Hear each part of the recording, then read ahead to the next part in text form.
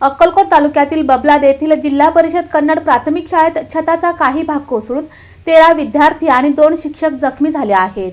अक्कलकोट तालुक्यातील बबलाद येथील जिल्हा परिषद कन्नड प्राथमिक शाळेत छताचा काही भाग अचानक कोसळल्याने 13 विद्यार्थी आणि 2 शिक्षक जखमी झाल्याची घटना घडली। सुदैवाने सर्वांना किरकोळ दुखापत झाली असून उपचारानंतर त्यांची प्रकृती स्थिर असल्याची माहिती आहे। मिळालेल्या माहितीनुसार स्वातंत्र्य दिनानिमित्त आयोजित हर घर तिरंगा अभियानाअंतर्गत शाळेने गावातून प्रभात फेरी काढली होती। प्रभात फेरीचा समारोप झाल्यानंतर काही विद्यार्थी शाळेच्या व्हरांड्यात थांबले असताना छताचा काही भाग अचानक कोसळला। या दुर्घटनेत 13 विद्यार्थी आणि 2 शिक्षक असे एकूण 15 जण जखमी झाले।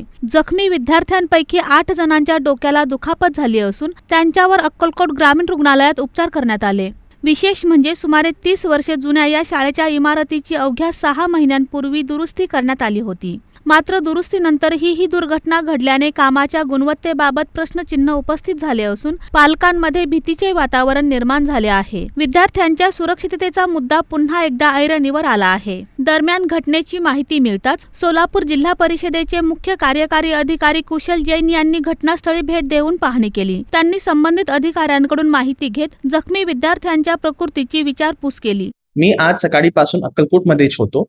तिथे जी परिस्थिती आहे त्याच्यामध्ये काय झाला की आपली जी बबलाद शाळा आहे तिथे काल सुमारे 12 ते 1 दरम्यान आपले मुला मुली तिकडे खेळत होते आणि खेळताना त्यांनी जे आपले सीलिंग मध्ये जे हुक्स असते हुक्स मध्ये त्यांनी साडीची डोर बांधून तिथे एक झोका बांधला होता आणि ते तिथे झुलत होते आणि झुलताना काय झाला की एक मुलांनी साडीची डोर पकडून ते वरती गेले आणि ते ताण आला म्हणून ते प्लास्टर खाली आला। स्लॅब खाली पडला नाही, प्लास्टर खाली आला आणि हा इन्सिडेंट मध्ये जवळपास 13 मुले आणि 2 टीचर्स असे एकूण 15 लोकांना थोडीशी मार लागली। नंतर आमचे बीडीओ आमचे THOनी सगळे लोकांना ऍम्ब्युलन्स मध्ये घेऊन रुग्णालयामध्ये घेऊन गेले आणि तिथे 15 पैकी 13 लोकांना लगेच किरकोळ दवाई देऊन त्यांना परत केला, डिस्चार्ज केला आणि उर्वरित 2चा स्टेटस असा आहे की 1ला वॉमिटिंग झाली होती म्हणून आम्ही त्यांचा प्रॉपरली सिटी स्कॅन केला आणि सिटी स्कॅन पूर्णपणे नॉर्मल आला आणि ते पण परत आज डिस्चार्ज झाले आणि 1ची पायीमध्ये थोडीशी मार लागली होती तिथे पण ड्रेसिंग करून त्यांना पण आज डिस्चार्ज केला गेलाय। आजची स्थितीमध्ये एकही आमच्या रुग्णालयामध्ये नाही।